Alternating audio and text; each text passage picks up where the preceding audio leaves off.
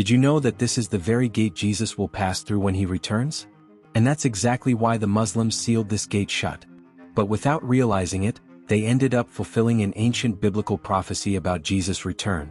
Come with me, I'll explain this story to you.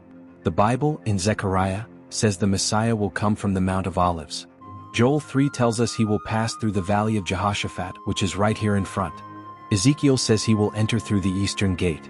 To this day, the Jewish people await the Messiah's arrival through this very path.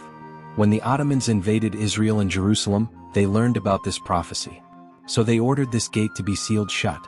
Not only that, they built a cemetery here because, according to Jewish tradition, the Messiah would be a Nazirite and could not touch the dead. But without knowing it, Sultan Suleiman, who ruled at the time, ended up fulfilling a biblical prophecy.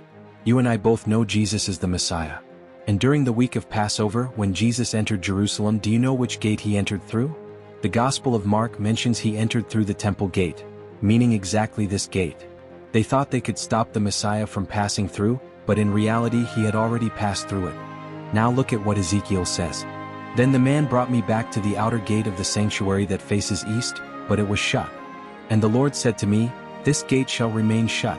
It shall not be opened, and no one shall enter by it, for the Lord, the God of Israel, has entered by it. Therefore it shall remain shut."